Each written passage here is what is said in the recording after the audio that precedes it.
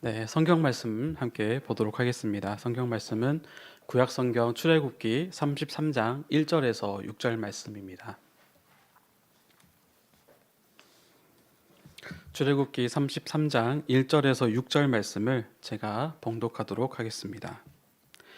여호와께서 모세에게 이르시되 너는 내가 애굽 땅에서 인도하여 낸 백성과 함께 여기를 떠나서 내가 아브라함과 이삭과 야곱에게 맹세하여 내 자손에게 주기로 한 그 땅으로 올라가라. 내가 사자를 너보다 앞서 보내어 가나안 사람과 아모리 사람과 헷 사람과 브리스 사람과 히위 사람과 여부스 사람을 쫓아내고 너희를 적과 꿀이 흐르는 땅에 이르게 하려니와 나는 너희와 함께 올라가지 아니하리니 너희는 목이 곧은 백성인즉 내가 길에서 너희를 진멸할까 염려함이니라 하시니 백성이 이 준엄한 말씀을 듣고 슬퍼하여 한 사람도 자기의 몸을 단장하지 아니하니 여호와께서 모세에게 이르시기를 이스라엘 자손에게 이르라 너희는 목이 곧은 백성인즉 내가 한 순간이라도 너희 가운데에 이르면 너희를 진멸하리니 너희는 장신구를 떼어내라 그리하면 내가 너희에게 어떻게 할 것인지 정하겠노라 하셨습니다. 이스라엘 자손이 호렙산에서부터 그들의 장신구를 떼어내니라. 아멘. 네, 오늘도 계속해서 출애굽기 말씀을 함께 보고 있는데요. 오늘 함께 나눈 말씀은 금송아지 그 우상 사건, 그 사건에 계속 이어지는 내용입니다. 32장부터 저희가 쭉 살펴본 대로 하나님께서 이스라엘이 금송아지라는 우상을 만드신 것 때문에 이스라엘을 진멸시키시려고 그렇게 하셨다는 것을 저희가 봤죠. 하지만 하나님은 이 모세의 중보 기도로 인해서 이스라엘을 진멸시키지 않으셨습니다. 그러면서 이제 쭉 흘러가서 오늘 본문을 보면 하나님께서 이스라엘 백성을 진멸시키지도 않으실 뿐더러 하나님이 이스라엘에게 해주셨던 약속, 그 언약도 내가 이루어 주겠다라고 말씀을 합니다. 1절 말씀부터 제가 쭉 읽어보겠습니다. 내가 아브라함과 이삭과 야곱에게 맹세하여 내 자손에게 주기로 한 그 땅으로 올라가라. 내가 사자를 너보다 앞서 보내어 가나안 사람과 아모리 사람과 헷 사람과 브리스 사람과 히위 사람과 여부스 사람을 쫓아내고 너희를 적과 꿀이 흐르는 땅에 이르게 하려니와 이렇게 말씀을 하고 있는데 지금 아무리 그 모세의 중보 기도가 있었다고 할지라도 좀 이상한 느낌이 좀 들 정도로 어쨌든 이 금송아지 사건이라는 엄청난 사건이 있은 후인데 그 후에 하나님께서 이스라엘을 멸하시지도 않고 또 게다가 이스라엘에게 약속한 대로 약속의 땅으로 들어가게 해주시겠다 이 말씀을 지금 하고 있는 것을 저희가 방금 봤습니다.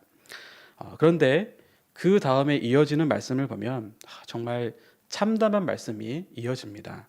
3절 말씀에 이렇게 말씀을 하고 있죠. 3절 말씀을 제가 읽어보겠습니다. 나는 너희와 함께 올라가지 아니하리니 나는 너희와 함께 올라가지 아니하리니 너희는 목이 곧은 백성인즉 내가 길에서 너희를 진멸할까 염려함이니라 하시니 여러분 이게 지금 무슨 말입니까? 하나님께서 그래 내가 너희에게 약속한 것 내가 그거 지켜줄게 내가 그 약속 지켜주면 되잖아 근데 나는 같이 가지 않을 거야 너희들끼리 가 지금 이런 식으로 말씀을 하고 계시는 겁니다. 이 말씀을 들은 이스라엘은 굉장히 심각해졌죠. 요즘 말대로 하자면 현타가 왔습니다. 현실 자각 타임이죠. 별거 아니라고 어쩌면 생각했을 수도 있었던 그 금송아지 사건, 그 사건이 결국에는 지난 시간에도 봤지만 많은 백성들이 죽임을 당하는 그런 사건이 그렇게 죽임을 당하게 되었고 또 오늘 보니까 하나님께서 함께하지 않으실 만큼 함께할 수 없을 만큼의 심각한 상황이었다고 하는 것을 다시 한번 오늘 이렇게 느끼게 되었다는 겁니다. 그래서 4절 말씀에 이스라엘 백성들은 이렇게 반응을 합니다. 백성이 이 준엄한 말씀을 듣고 슬퍼하여 한 사람도 자기의 몸을 단장하지 아니하니 여기에서 준엄한 말씀이라고 했는데 이 새 번역에서는 이 준엄한 부분을 참담함이라고 번역을 하고 있습니다. 그러니까 참담한 말씀인 거죠. 그렇죠. 하나님께서 나는 너희와 함께 올라가지 않겠다. 이 말씀은요, 이스라엘 백성들에게 정말로 참담한 말씀이었습니다. 그래서 이 말씀을 들은 이스라엘 백성들은 슬퍼하였다라고 기록하고 있죠. 여러분 중에 어떤 이유를 막론하고라도 하나님께서 내가 너와 함께 하지 않겠다, 너 혼자 가라, 이렇게 말씀을 하신다면 여러분 중에 이 말씀보다 더 참담한 일이 있을까요? 옆에 계셔야 하지만, 함께 있어야지만 우리가 물질이 부족하면 좀 달라고 기도를 할 수 있을 것이고, 또 몸이 아프면 낫게 해달라고 기도할 수 있을 것이고, 또 도무지 무찌를 수 없는 적들이 나타났을 때 하나님께 매달릴 수가 있지 않습니까? 그런데 하나님이 함께 계시지 않는다면, 옆에 계시지 않는다면 우리는 하나님께 아무것도 기대할 수가 없고 아무것도 간구조차도 할 수가 없게 되는 것입니다. 하나님에 대한 어떤 소망도 없이 그냥 나 자신만을 믿어야 되고, 구름 기둥 없이는 광야와 같은 그 길을 하루도 온전히 걷지 못하는 우리 인생이 하나님 없이 나 자신만을 믿고 광야 길을 걸으며 살아야 된다, 그렇게 살아갈 수는 없는 거죠. 하나님이 이스라엘 백성과 함께 하지 않는다고 하는 것은 신정 국가로서 하나님이 왕으로 계시는 그 나라로서는 가히 참담한 일이 아니라고 할 수가 없습니다. 사랑하는 성도 여러분, 오늘 말씀을 우리가 함께 묵상하고 또 기도하는 시간을 통해서 이 기도를 정말 했으면 좋겠습니다. 하나님께서 나와 함께 하시지 않는다면 저는 아무것도 가지 않겠습니다. 아무것도 갈 수가 없습니다. 주님이 함께 하지 않으신다면 나는 아무것도 할 수 없습니다. 이 기도를, 이 고백을 하나님께 했으면 좋겠습니다. 그래서 그 기도를 통해서 하나님이 나와 함께 하시는 것을 바라보면서 의지하면서 날마다 하나님과 동행하며 살아가는 우리 성도님들이 다 되시기를 주님의 이름으로 축원합니다. 그런데 이 본문을 묵상하다 보니까 흥미롭게도 그냥 현타가 아니라 이 영적인 현타도 왔습니다. 그게 무슨 말이냐면은 영적인 현실 자각 타임이다라고 이렇게 말을 할 수가 있겠는데요. 이게 무슨 말이냐 하면, 지금 이스라엘이 들은 말씀은요, 이스라엘이라는 그 현실에서는 참담한 말씀이 맞죠. 하나님이 그들과 함께 가지 않겠다, 참담한 말씀이죠. 그러나 하나님의 크신 계획 속에서는, 그 하나님이 인도하신다는 영적인 현실 속에서는 그 말씀이 결코 참담한 말씀이 아니라는 겁니다. 왜냐하면 하나님께서 이스라엘을 향해서 내가 너희와 함께 올라가지 아니하리라 라는 그 말씀은요, 사실은 하나님의 속마음이 아니기 때문입니다. 하나님이 이스라엘 향해서 이스라엘이 내 백성이 아니다, 이스라엘을 멸절시키겠다라고 하는 그 말씀 역시도 하나님의 속마음이 아니었습니다. 그래서 우리가 어떻게 알 수 있을까요? 우리가 그래서 어떻게 알 수가 있냐면, 하나님께서 하신 그 모든 말씀, 하나님이 하신 그 모든 말씀이 결국에는 하나님께 기도로 이끌어 주었고 또 하나님께 회개하는 것으로 이끌어 주었기 때문입니다. 하나님이 모세에게 이스라엘을 내 백성이 아니다라고 이렇게 말씀을 하실 때, 그리고 그들을 멸절하겠다라고 말씀하실 때 모세가 어떻게 했죠? 하나님, 이 백성은 하나님의 백성입니다. 이 백성을 멸절하지 마십시오. 언약을 기억해 주십시오라고 그렇게 기도했습니다. 이거 하나님께 기도하는 거 하나님이 정말 원하는 건 아니었겠습니까? 그리고 하나님께서 이스라엘 백성들에게 내가 너희와 함께 올라가지 아니하리라 이렇게 말씀하실 때 이스라엘은 그 말씀을 듣고 4절 말씀에 슬퍼하였다라고 했습니다. 슬퍼할 뿐만이 아니라 한 사람도 자기의 몸을 단장하지 아니하였다라고 말씀하고 있어요.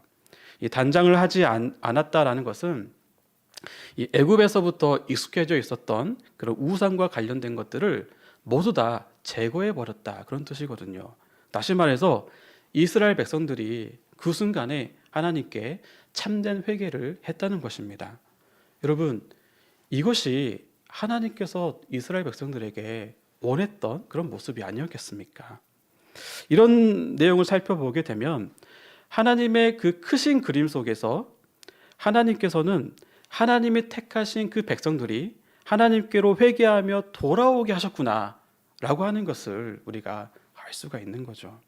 그러니까 내가 너희와 함께 올라가지 않겠다, 가나안 땅에 가지 않겠다 라고 하신 그 말씀은 하나님의 진심이 아니라 나는 이스라엘 너희와 그 가나안 땅에 들어가고 싶다, 이것이 하나님께서 하시고 싶은 진심, 다시 말해서 영적인 현타라고 말씀을 드릴 수가 있다는 겁니다. 오늘 말씀을 우리가 좀 들으면서 또 묵상하면서 하나님께서 여러분에게는 어떻게 말씀하고 있는지 한번 생각을 해봤으면 좋겠습니다. 나는 너와 함께 가지 않겠다, 이렇게 말씀하는 것 같습니까? 아니면 나는 너와 가고 싶다, 이렇게 하나님께서 나에게 말씀하신다라고 생각이 듭니까? 혹시라도 나는 너와 함께 가지 않겠다라고 이쪽으로 좀 더 마음이 간다거나 그런 음성이 더 크게 들리는 분이 계신다고 한다면 아마도 지금 어떤 잘못이나 또 죄 가운데 빠져서 마음이 괴로워서 그런 마음이 들 수도 있습니다. 또는 어려움과 또 고난 때문에, 그런 일들 때문에 하나님이 계신다는 것, 나와 함께 계신다는 것을 잊어버려서 그런 마음이 들 수도 있을 것 같습니다. 그런데 사랑하는 성도 여러분, 나는 너와 함께 올라가지 않는다, 이렇게 말씀하시는 것과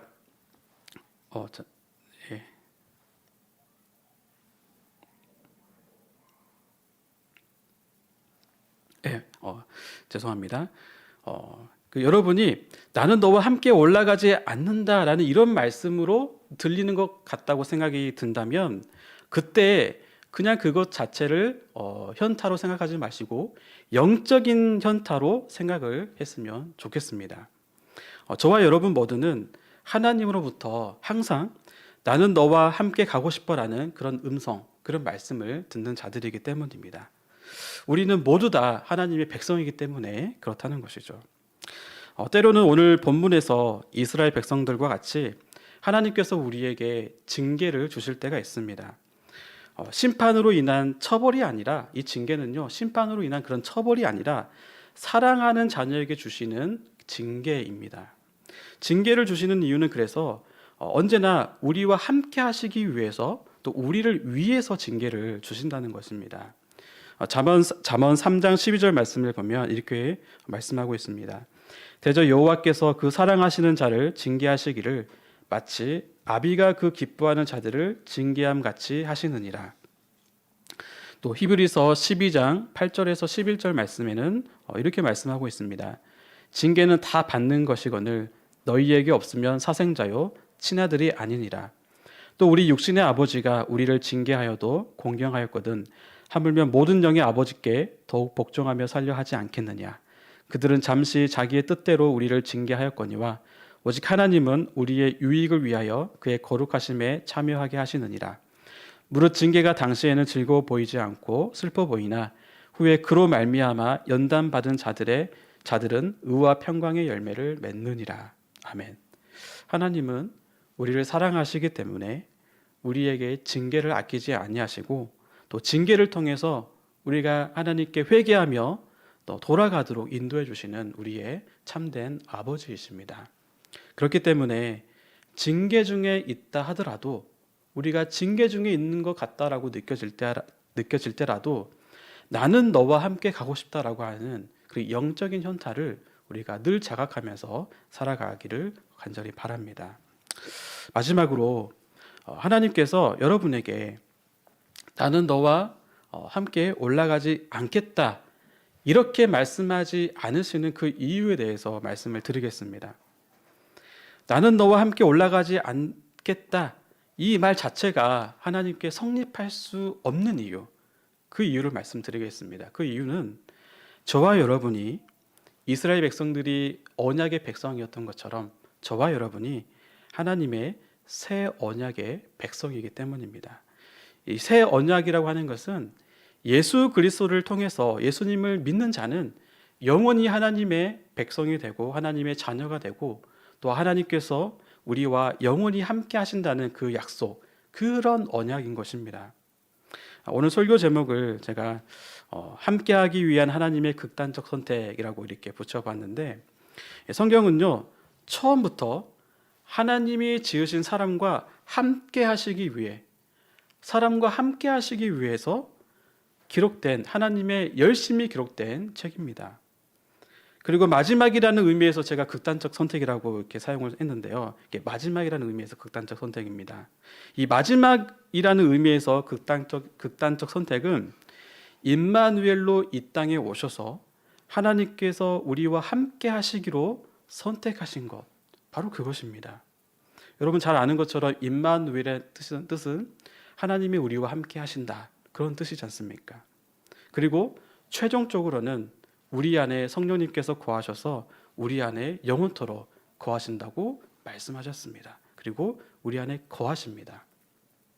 그러니까 우리 중에 누구라도 새 언약의 백성이라면 어디를 가든지 또 어떤 상황에 있든지 성령님께서 내 안에, 우리 안에 항상 계신다는 말씀입니다.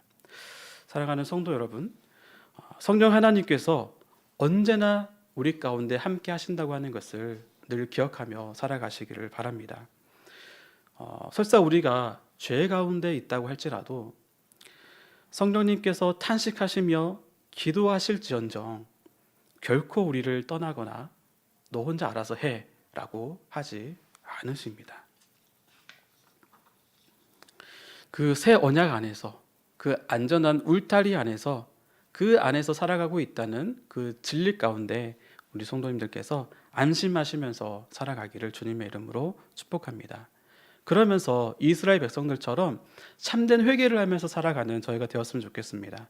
이스라엘 백성들이 장신구를 떼어내버린 것처럼 혹시 우리들의 삶 속에, 여러분의 삶 속에 주님과 함께 거하지 못하는 어떤 물질이나 또 생각이나 그런 마음이나 행동, 감정들이 있다면 과감하게 그것을 떼어내고 참된 회개로 주님께 나아가는 우리 성도님들이 되시기를 바라겠습니다. 이제 말씀을 마치겠습니다. 사실 오늘 말씀을 준비하면서 다윗교회 건축도 생각이 참 많이 났습니다. 내곡동 예배당이 우리에게는 가나안 땅과 같은 그런 곳인데요.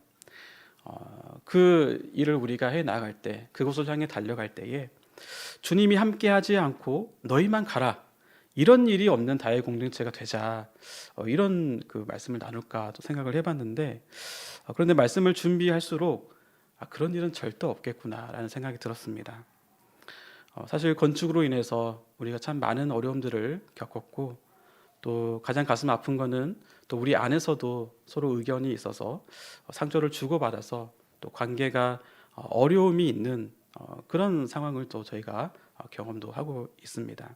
하지만 우리가 새 언약 안에 있다면, 예수 그리스도 안에 있다면 주님께서 우리를 싸매 주시고 또 붙여 주시고 또 때로는 징계라는 그런 방편을 통해서라도 주님이 우리 공동체와 함께 해 주시고 그 땅으로 인도해 주시리라, 그런 마음이 확신이 들었습니다.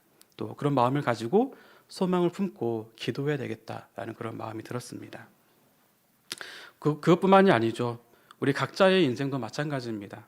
우리가 예수님 안에 있다면, 그 새 언약 안에 있다면 무슨 일을 통해서라도 그 약속을 반드시 지켜주시리라고 믿습니다. 우리와 영원히 함께 하시려고 마지막 날에 임마누엘로 오신 그 하나님의 사랑과 은혜를 오늘 우리가 기억했으면 좋겠고, 또 지금도 내 안에 계셔서 떠나지 않으시는 성령님을 의지하면서 그분을 바라보면서 오늘 이 시간도 하나님께 기도하고, 그리고 내일도 주님과 동행하는 복된 주님의 자녀들이 다 되시기를 주님의 이름으로 축원합니다. 기도하겠습니다.